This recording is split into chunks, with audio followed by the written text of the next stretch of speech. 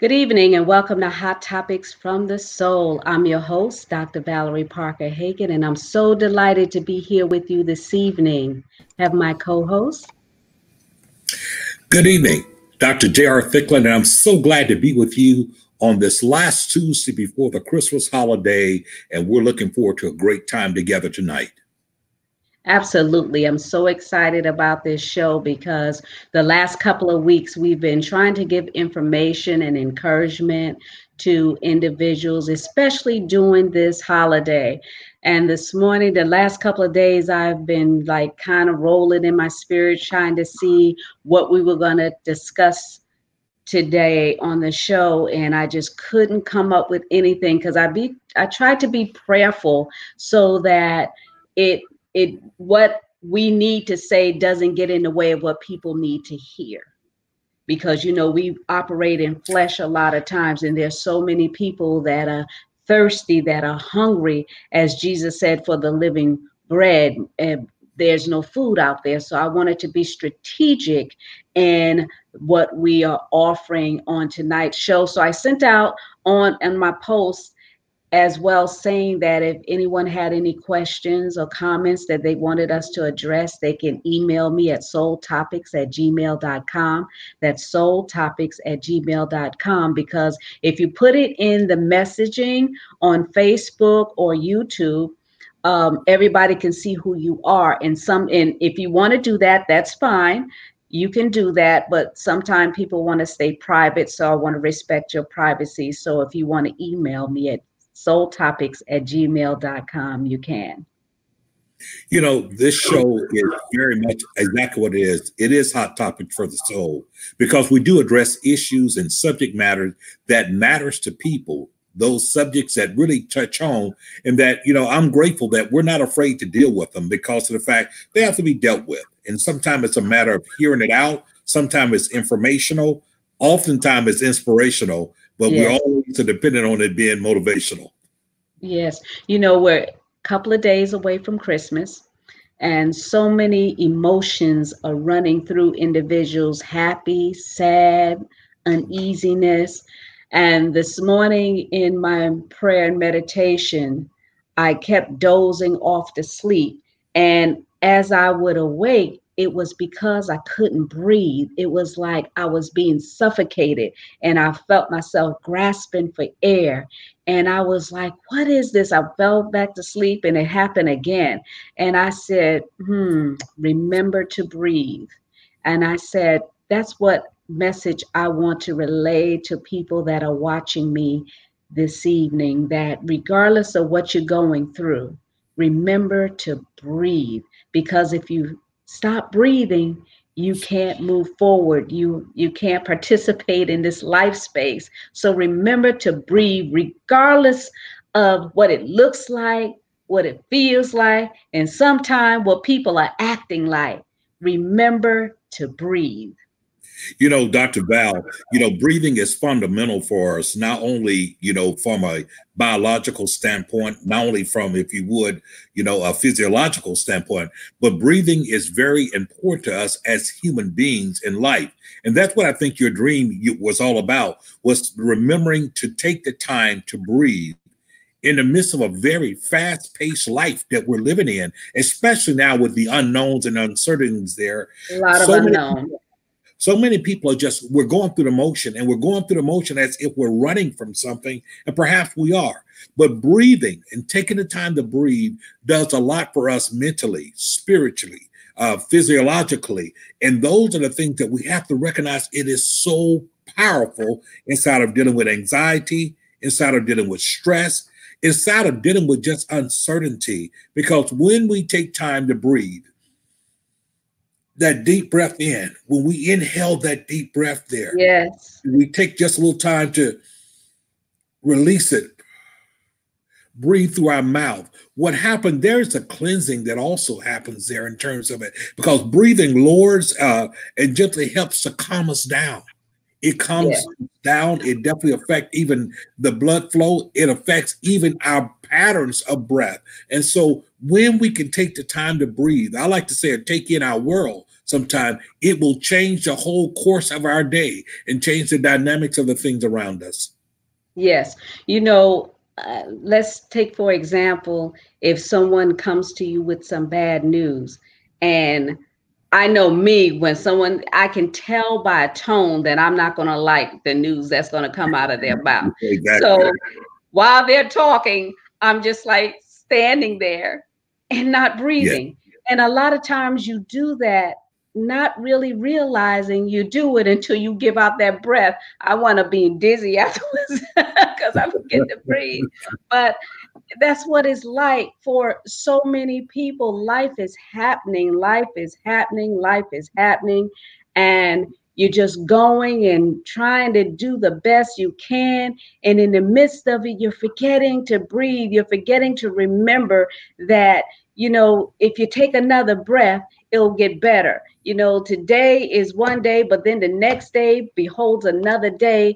If we remember to breathe, if we participate in our lifestyle and participate in our purpose and the promise and the things God has for us, if we participate, then we'll be able to be all right. If we remember to breathe. Now, remembering to breathe also goes along with purpose. Absolutely. You have to participate in this life space in order to accomplish the purpose that God has for your life. Yes, things are rough, things are hard, but you know, this life that I'm living now, it came out of a hard time. It came out of a struggle. My purpose was birthed out of trauma. Absolutely. And most of America that's going through right now, it is the worst of times for them, but it's also the best of times. But somebody needs to make a message to them and say, breathe, because in breathing, new ideas, new thoughts, newness of life will take place. If you remember that, hey, you know, it's really not that bad because I'm able to inhale, I'm still here. So if we participate in our recovery, whatever's going on in your life right now, if we participate and remember that trouble don't last always. I like that song said, trouble don't last always, but sometimes when you're in the midst of it, it seems like it's everlasting, like there is no end in sight. And then it's just like you have had 4 babies, and it's just like giving birth. During that time, you're cramping, you're in pain, you're screaming, you're yelling, you're sweating. But then after the baby comes forth and you look into that child's eyes, it's like you don't even remember what you went through to get that. And that's how life is if we just keep continuing to move forward and breathe. Breathing is so important to us, as you say, Dr. Val, because of the fact breathing, there are different types of breathing. We've heard of the word shallow breathing, and people shallow breathe.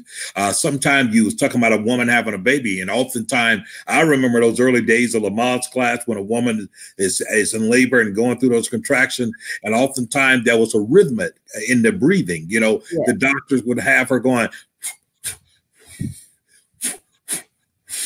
And what we saw was that there was 2 fast breaths and there was 1 long breath there, because breathing and the ability to breathe oftentimes changes the dynamic. Everything from your diaphragm down to the fact of just the whole environment around us.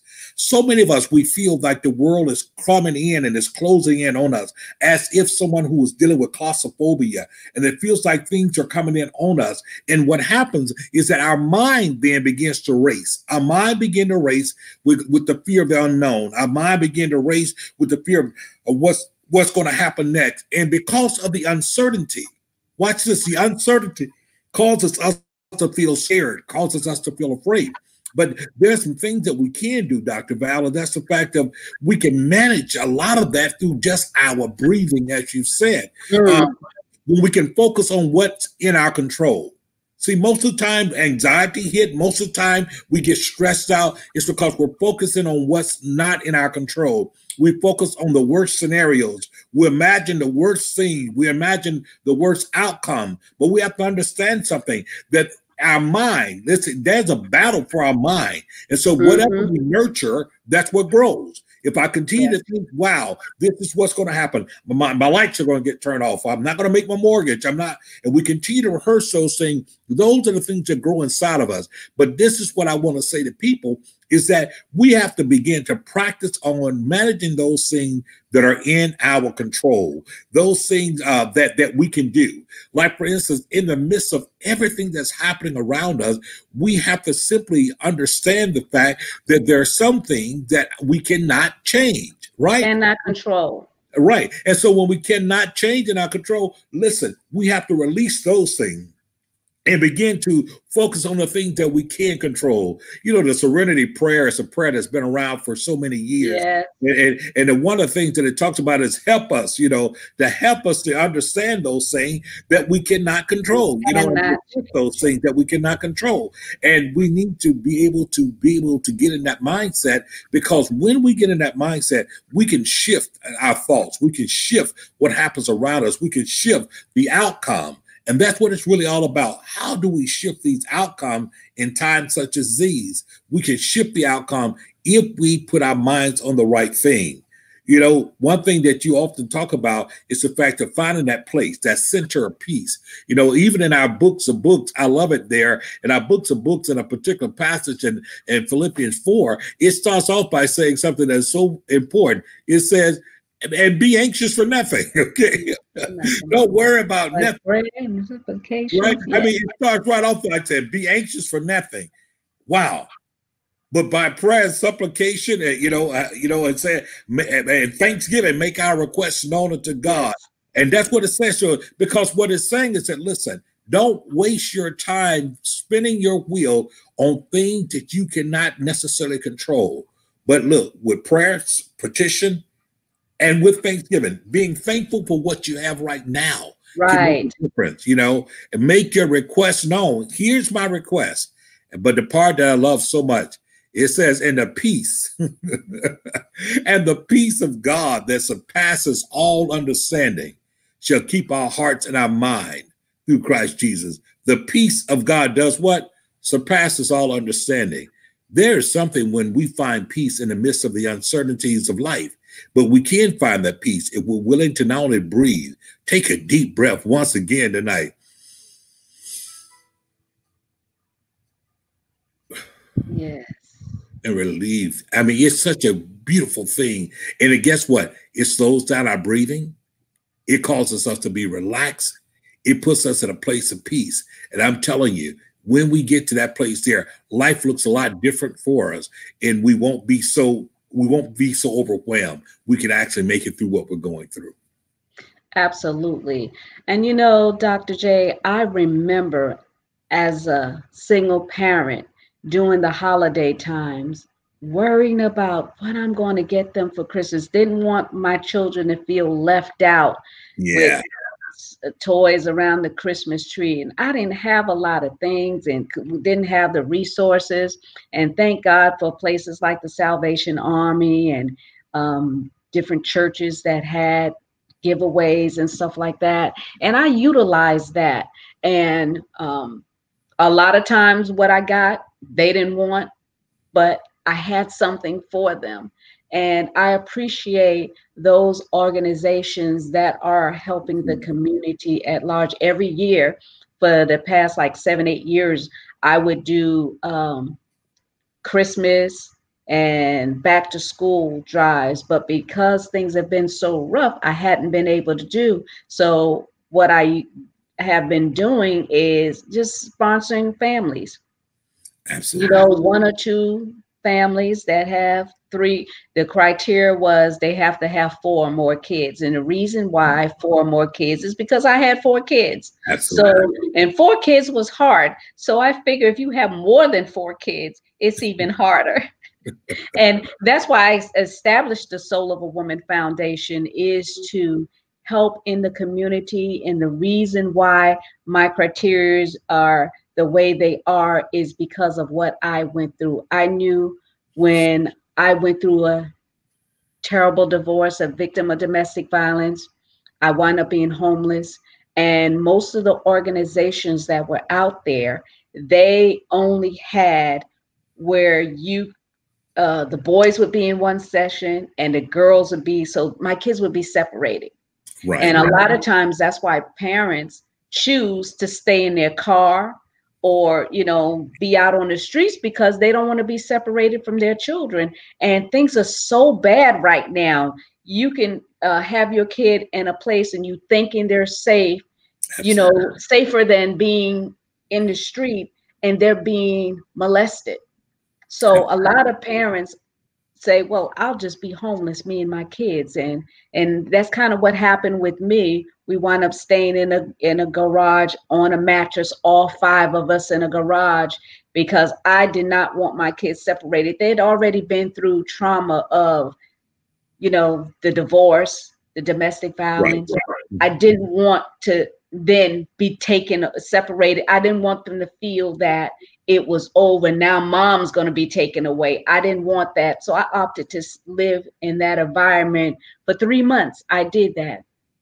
And I rebuilt my life, and I communicated with my children. And I say that was the greatest tool that I had, not knowing I had at that time, was communication. I think if more parents communicated to their children, they explained, this is what's going on and this is why this is, I think it would be a lot easier, not only on the kids, but on yourself, because a lot of times we put ourselves out in debt to get things for our kids that they don't need. And at the end of the day, they don't even appreciate it after a couple of days. But yet you stressed yourself out, ran to all these stores, trying to get exact thing that they said they wanted, only to find out that after you get it, oh, that's not the right thing. And I didn't really want that. And oh, this one got such and such. And I wish we would have had this and that. But if you be able to communicate and say,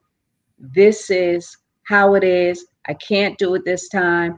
Next time, I promise you that I will do everything I can to get what you want. So I would give my kids trinkets along the way. It didn't have to be Christmas. So even now, with it being the holidays, they still kind of do the same thing. They bless and sow and give unto families. I don't even have to tell them about anybody having a need. They go and search out for people to bless, just like I do. So that is the greatest legacy that I, as a mother, could give or sow during this holiday season, to know that my children are also sowing into lives of people that are less fortunate, because that's where they were. And they appreciated, of course it was uneasy at the time, not understanding and saying, oh, well, this is the way it is.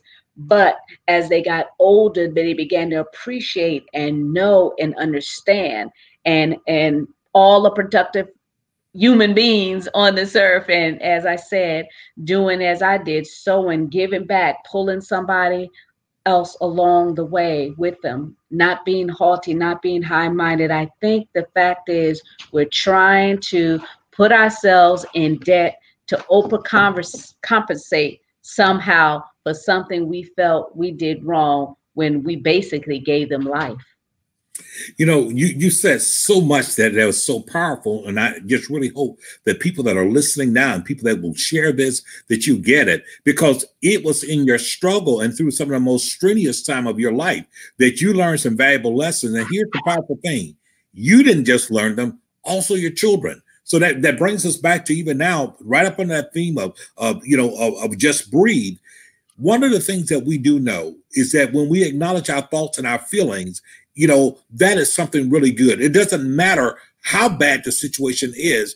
The point is, don't minimize or deny what's happening around us. We need to acknowledge what's happening around us. So, when we're going through, we have to remind ourselves and our kids that stress and anxiety are normal feelings for many people. They're normal feelings for many people. We have to also acknowledge and label strong emotions to help reduce the power. So when those strong emotions are there, be able to point those things out so they can reduce their power. So they need to understand what's happening. So You know, one of the things that you did, and it's so amazing. I remember on a previous show, you talked about your routine, how you kept getting up and going. You kept getting up and going. It didn't matter whether the floor looked like it was out in the bottom of the car. You kept getting up and going. So you did not focus. You didn't waste your time focusing on what was wrong. You only focus on what you had to do.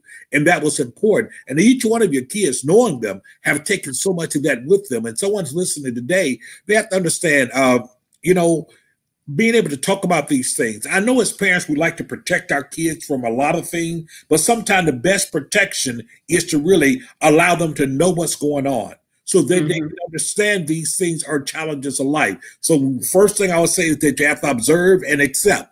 Simply notice and accept feelings as they are. I'm noticing anxiety. You may see it acted out in a loved one. Okay, all right. Okay, Harold. Okay, calm down. Just calm down. I notice that you're upset, but just acknowledge that. But the other thing is this too, is that how do we not focus so much on what's happening and begin to develop, if you would, routines and develop things that causes us to be more focused and more structured? Because that's the thing about it. Remember, stress and anxiety comes because of the fear of the unknown, the fear of what may happen. Predictability is so important to us because predictability is what gives us, if you would, a sense of security. Think about it. We call things routine because of the fact we know what to expect.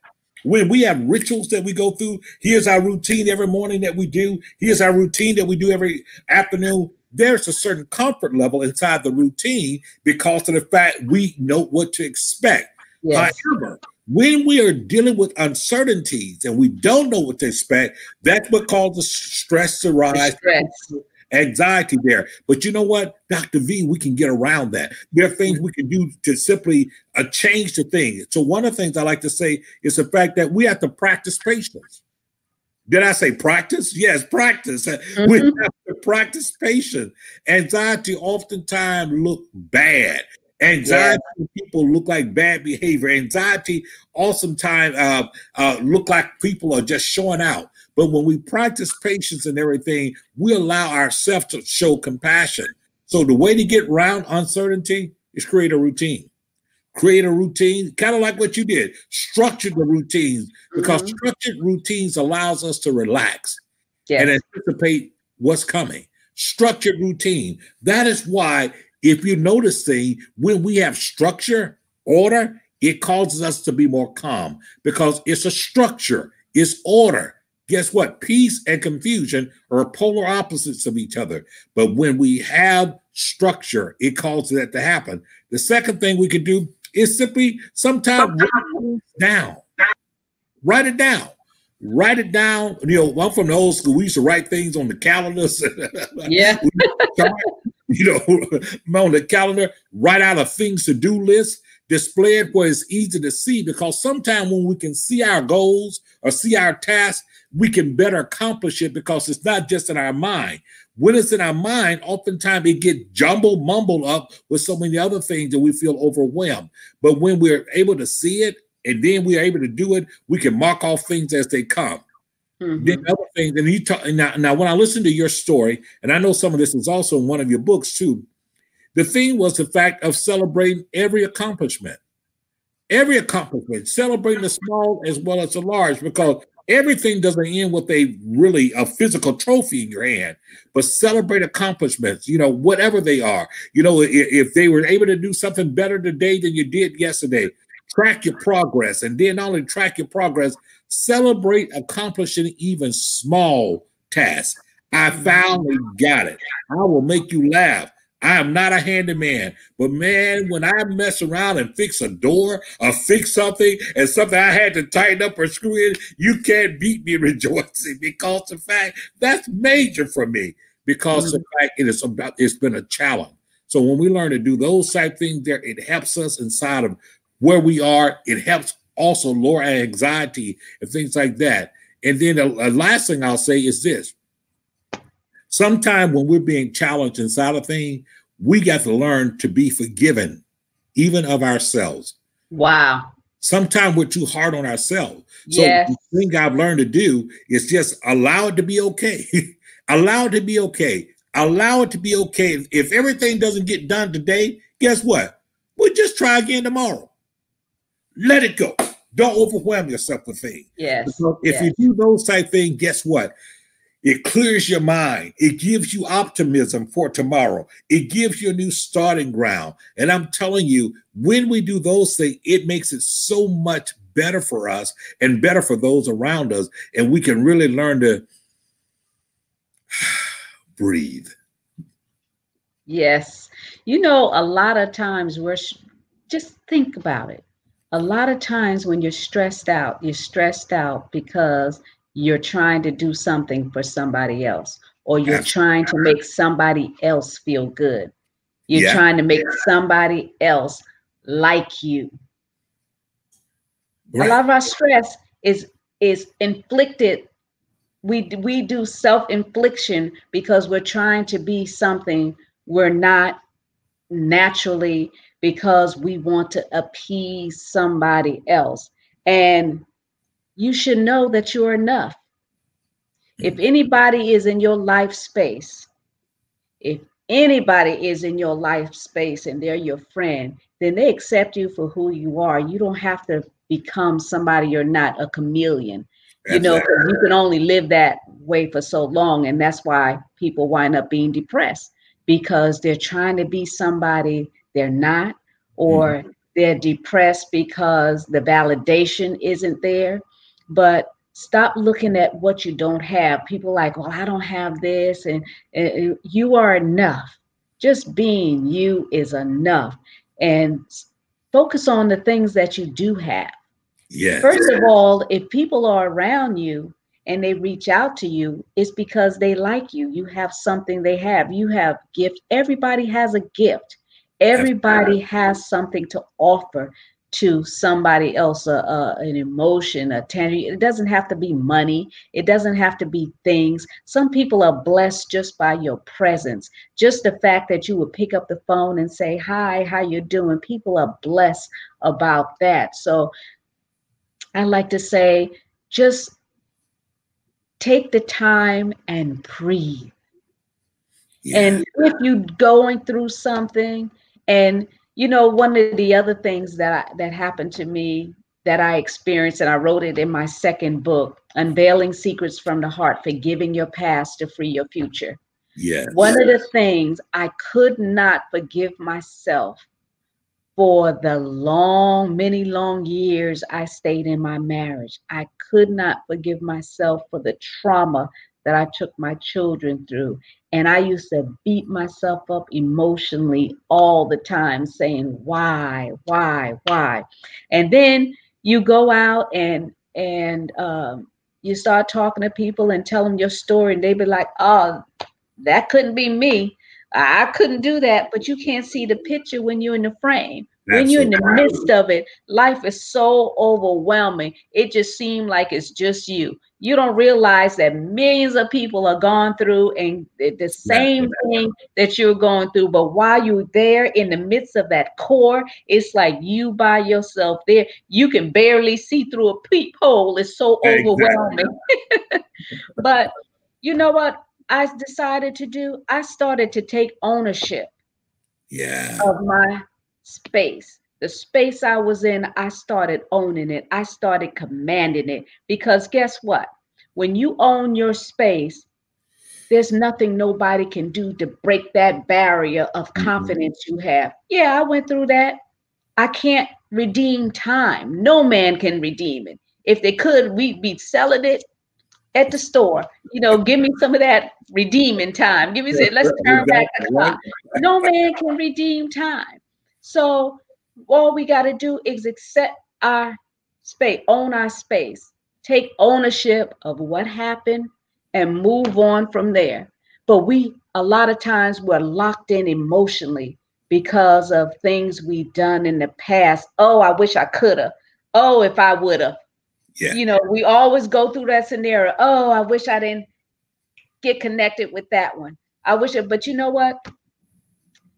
I posted on Facebook several times that if I had my life to live over again, I would change nothing, because it made me who I am.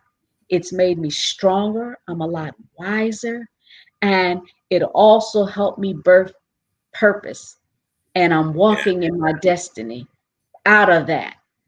Out of that turbulent marriage, I have 4 beautiful children. I got grandchildren. I Yeah. wouldn't change nothing because I wouldn't have those faces I look at and admire every day. So a lot of times we go through situations in our life to bring us up because otherwise we'd stay stagnant. We wouldn't move. We wouldn't do anything because we're comfortable. But sometimes you have to go through a breaking in order for that sweet aroma to come forth. You know, we've said it so many times, Dr. Val, that adversity introduces a man or woman to themselves.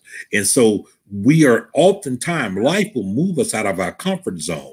The way that we adjust to life is what determines our outcome.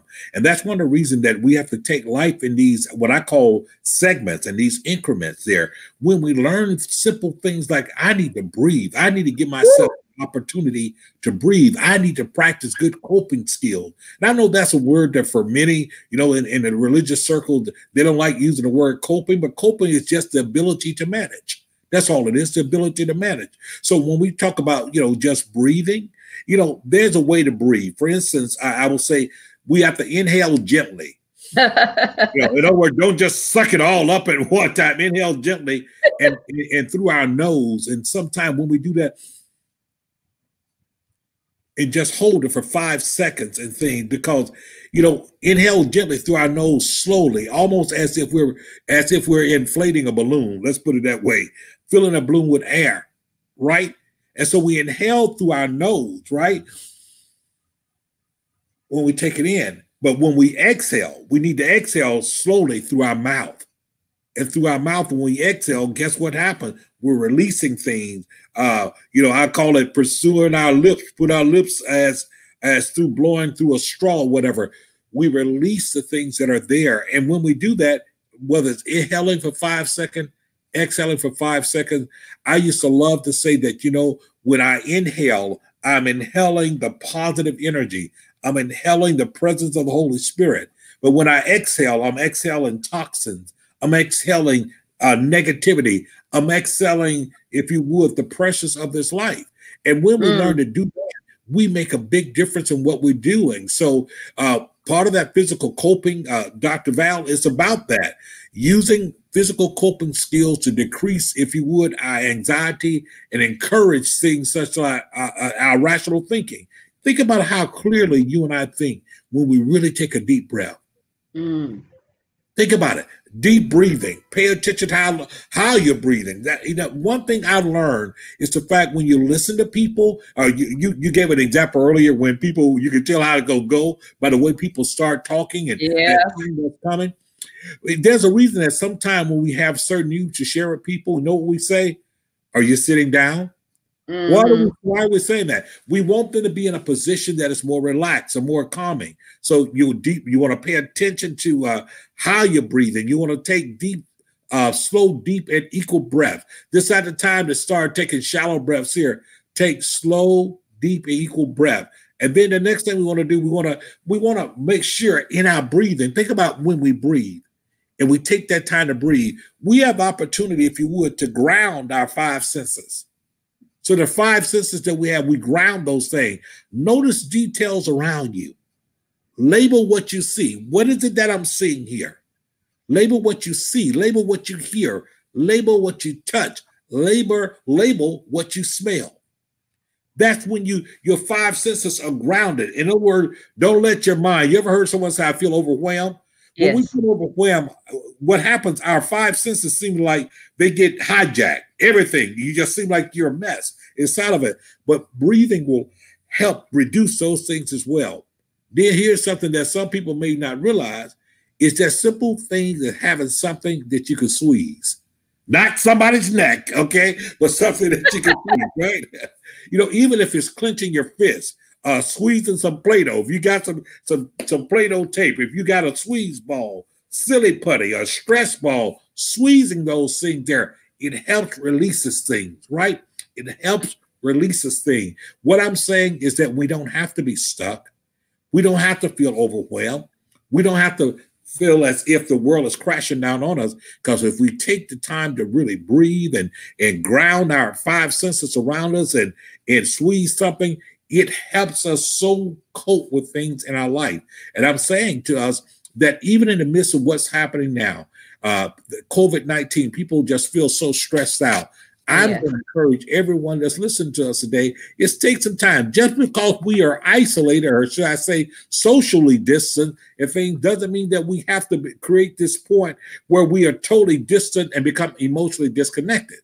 See, we can stay connected, and it's very important to do so. You know, a few minutes before we went on air, when I saw your beautiful new grandson, my goodness, I know how exciting that was for you to finally see him in person. But I promise you, you've seen him through FaceTime before now. You've seen him through other times. Why? Because although you're physically miles and miles apart, what happens is that you stay connected by any way necessarily. So I'm telling people, don't become emotionally disconnected from friends and loved ones during this time. Check in, listen to somebody. Check in regularly with your children. If your children are not home, with relatives, hey, check in with yourself as far as that. Okay. Check in to make sure you're there. You know, we always say that life is now. We just need to show up for it, right? We have to show up for life, right? Show up for life, stay connected inside of things, you know, validate and normalize the very difficult feelings. Act what might be helpful when I'm feeling those things. Those things are very crucial, Dr. Val, in the midst of what we're going through in this day and time. But whatever people do, I say this: avoid isolation. Now, I want to make sure this is clear. Avoid isolation. Find creative ways to connect yourself with others, whether it's through FaceTime, video call, write, draw a picture, whatever. Find a way to have an outlet. One thing that we do know, and we've dealt with this even with children that have gone through abuse and witnessed abuse, one reason that art therapy is so important and so therapeutic for them, it gives them an opportunity to release, to express. Now, that applies to us as adults. Sometimes we have to find ways to be creative, whether it's draw pictures. And then the other thing I'm going to say is this: we have to be deliberate in creating healthy boundaries. Yes. Healthy boundaries. It's so easy to become inundated with so much negativity. We have to monitor and limit our exposure to the negativity that we hear, even to certain news and to media. You know, trust and rely on news sources, but only to a certain degree. Get yourself in a mindset. Keep a healthy outlook about life. Don't inundate yourself with negative news on top of negative news. You've got to keep your mind fresh. You got to breathe. You have to stay emotionally connected. And guess what? You got to allow your creativity is there.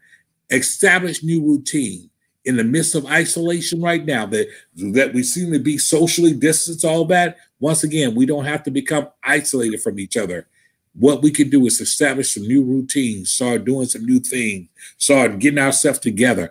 Try things that you haven't tried before. Some of you will discover that you might want to start cooking and you never tried new recipes. This is the perfect time. Many of us are trying new hobbies and things that we've never done before. Sipping paint is jumping off the hinges now because people are finding the time to learn to do something they haven't done. What I'm saying to you, don't magnify what you don't have. Begin to magnify what you do have. What you do have. And what you do have is you have chance and opportunity in front of you. What you do have is the ability to change things around you. And if we do that, Dr. Val, even through these holiday time, we can get through them. We can get through them. We can celebrate our time, because I'm going to say this to you. We're not denying the fact that this is not our typical Christmas season with all the things that are upon us. But what we are acknowledging is that we are people that can adjust. We're flexible individuals. We know how to adjust. Resilient. And we're resilient. And that's what we have to do in times such as this. Please do not forfeit the ultimate for the immediate. Forfeit the ultimate for the immediate. In other words, listen, there are things that we ultimately want to do, but we don't want to forfeit them for the immediate. Hear what I'm about to say to you. Even in the midst of us anticipating now that 2 vaccines have been released, have been approved, Guess what? That's the ultimate. We want to have this under control. We want to be immune and all those things, but don't forfeit the immediate. Like, we still need to wash hands. We still need to practice social distancing. We still need to do all those things that we're supposed to do. Wear our masks, be socially distant, stay home as much as possible. We still need to do those things if we're going to ultimately get to the ultimate. So don't forfeit the ultimate for the immediate, because if we do the right things, watch this, we're going to make progress. We're going to get to where we need to get, and we're all going to be a better off. Let me say something to you. Next Christmas, next Thanksgiving is going to be off the chain, because we were willing now to manage and be people of wisdom and maturity now. I like to say it this way, Dr. Val, very simple. I'd rather have a steak at 9 than a hot dog at 6. Never quite heard that before. Definitely. I can wait for the steak at 9 rather than to, if you would, settle for the hot dog at 6. Definitely. It's worth the wait. Let's remain healthy. I am so glad you brought that part up, because you know what?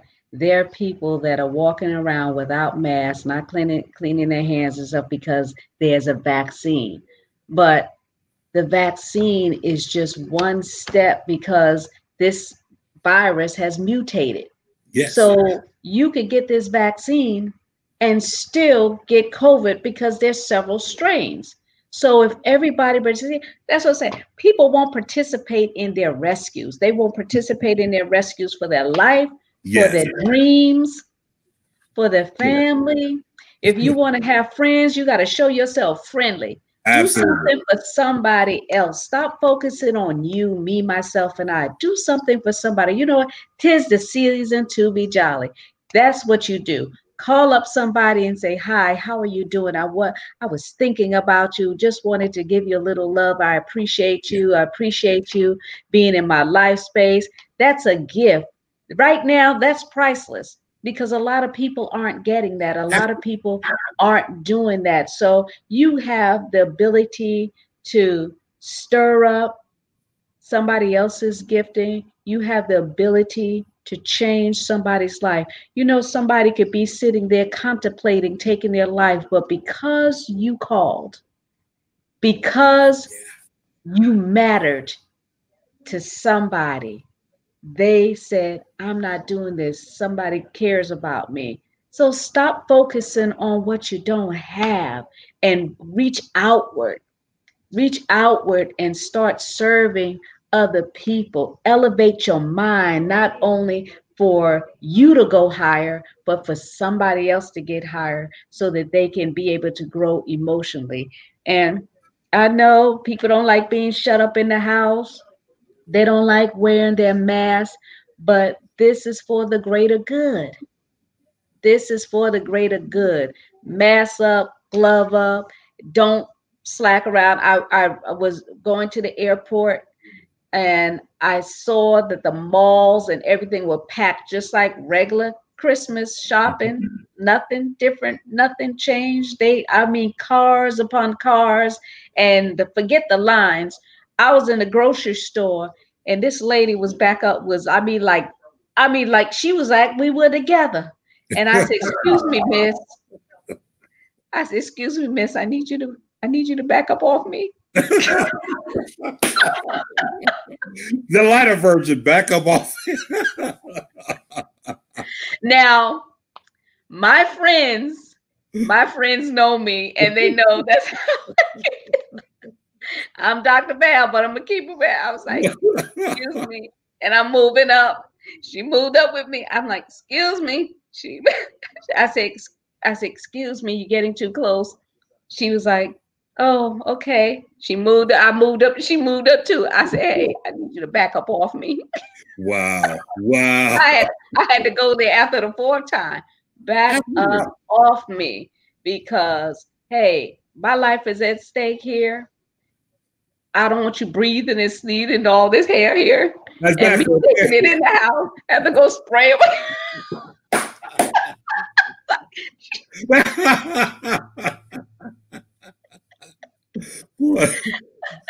A lot of commotion there. Yeah, I'm like, okay.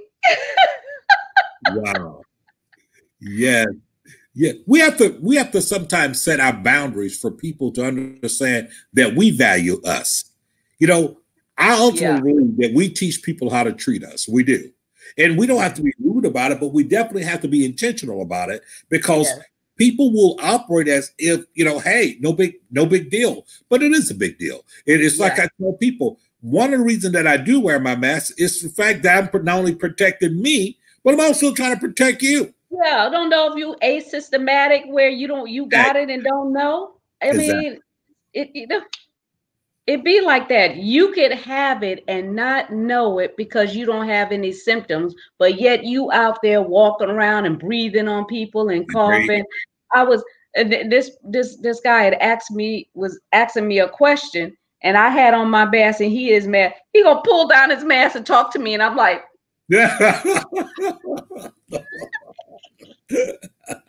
So hold on. Nothing wrong with my ears. Keep your mask up. but I'm like, I got on my mask, and I'm like, put your mask back on, and he was like, give me. Boy, it is funny. This is a different season we're in right now. This is different. This is different. And unfortunately, people listening, even me, I could not be here next year.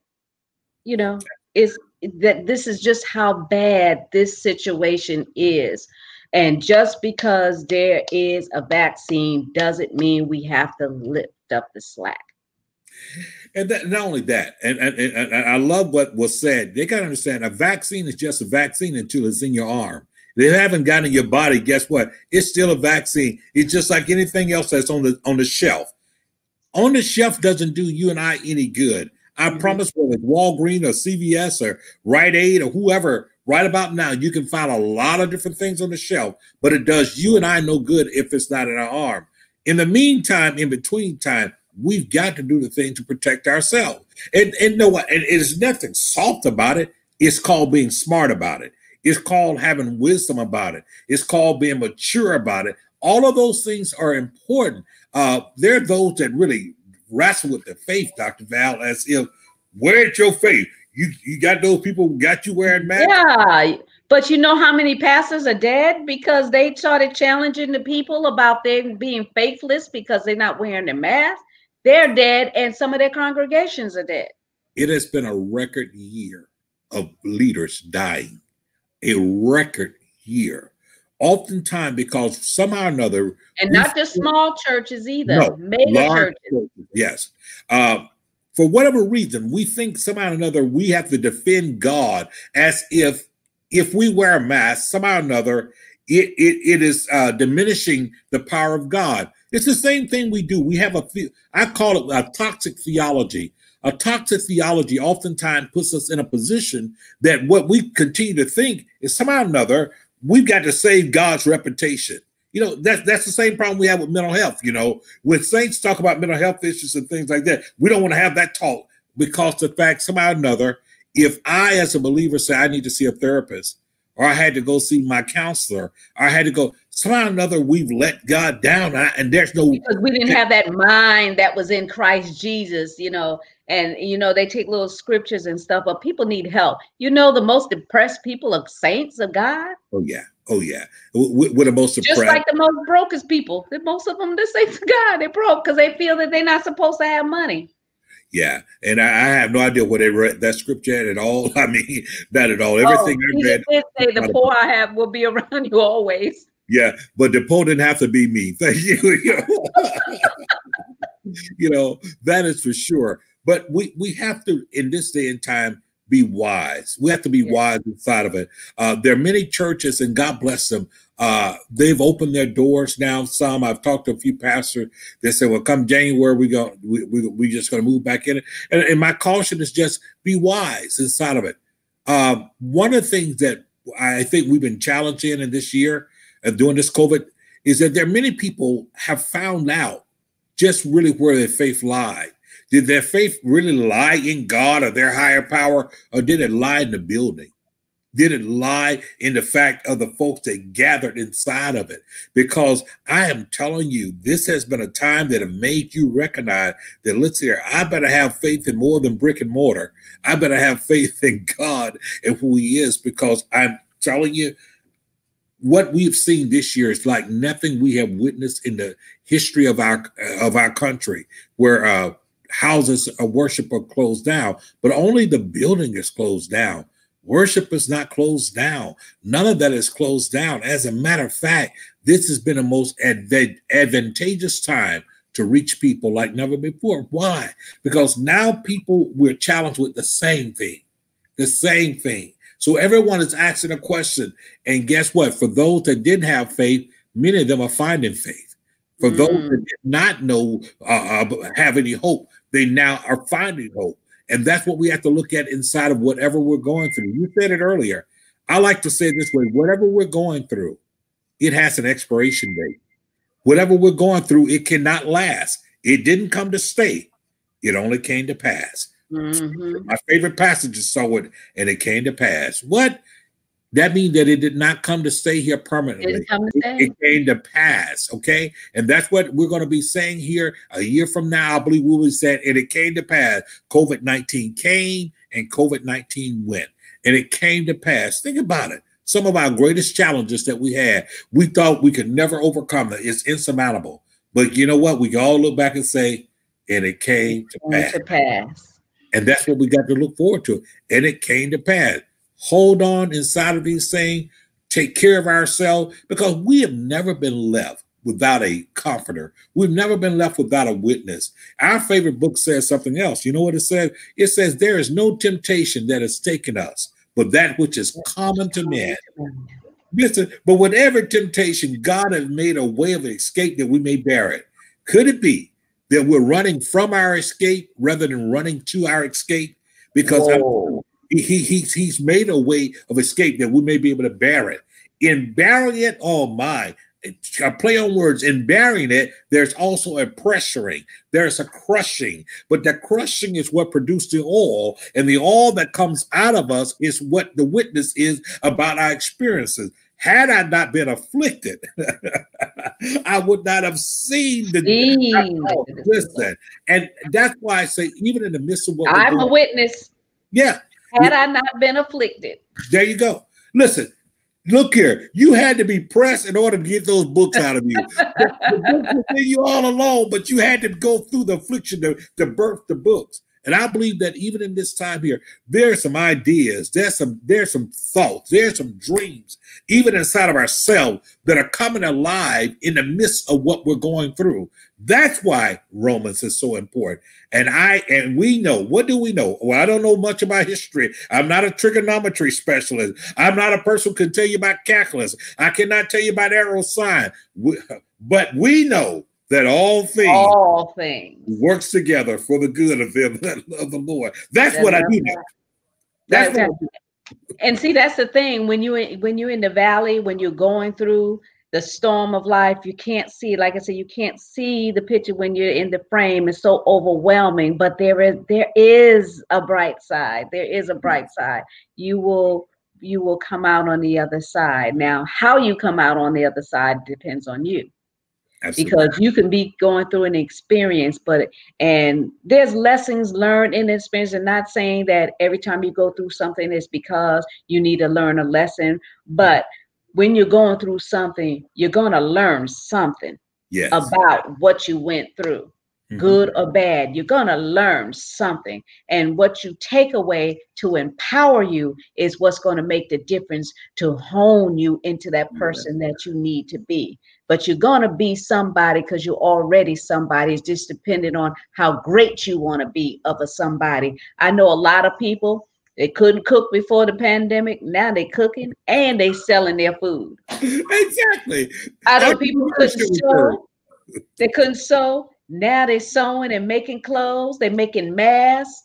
They've got businesses created out of this. They've got money that they're making under the table that they don't have to calculate, and they're making it. They're surviving. So there is a testimony that's coming forth out of this test. You don't have to wait for the government to issue a $600 check. $600 is barely a dent in what's going on in your life right now. You need more than $600 one time for the year. You need it every month, every week, not just one time, and be happy about that. So reinvent yourself. Your wealth is based on your ability to think. Start thinking about what it is that you can do to generate money. This is still the best of times for millions of people. You know, supply for the demand. People knew folks were going to be buying masks. People learned how to sew. Yes, indeed. There are people that are hungry and stuff, and they, you know, let me tell you something. You could not have a dime, but you're going to find $1 to go to McDonald's and get you a burger. Those fast food places are going to stay open. So people are always going to eat. Absolutely. And they're always going to drink. Yes. Supply for the demand. Exactly. What do you have in your hands? What's in your hands? Yes. That can determine your wealth, because it's based on your ability. What you thinking about? Stop thinking about what people are doing or not doing for you. Think about what you can do for yourself. What is it that I can do to be a part of this so that my breath will have value? I'm breathing now because I'm thinking. I'm breathing because I'm thinking. Exactly. You know, your brain, when it gets oxygen, that's the amazing thing. When oxygen is cut off from your brain, we die. Okay. Yeah. So what we have to understand is that with the freshness of a deep cleansing breath, my goodness, it's like a reset. We can feel better about things. And I'm going to go back to the fact of forgiving yourself and not putting all that pressure on yourself. Let me say something to you in the most positive way. We talk about Christmas. We talk about holiday season. What I've learned to do is not focus on just December 25th. We did say it was a holiday season, right? And so my mind is on the season. This is the season. There's a preparation season, oftentimes, that prepares us for the due season of our lives. And so due season. What's happening right now, this is just simply preparation, because the due season, everything that I was being prepped for is going to come to pass. It's coming past. It's come to pass. So I want to encourage somebody today. Don't get tripped up on just the day of December 25th in and of itself.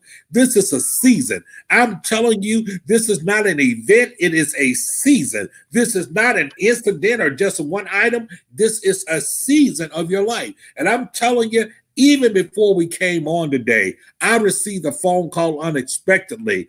And I'm telling you, there's a season. I'm telling you, at the end of that, Dr. Val, was some promise. They said, we want to make this happen before December 31st. We want to make sure we're blessed before I said, what you say? Okay. So do you understand, if I had been so caught up worried about December 25th, I would have missed out on being in position to receive what I need for not that day, but for this season. Because I'm telling you, the season is on. The season of blessing is in your life. Even in the midst of a hopelessness that may be around you, I rebuke hopelessness. And I say to you, and I say to everyone, listen, this is the time of hope.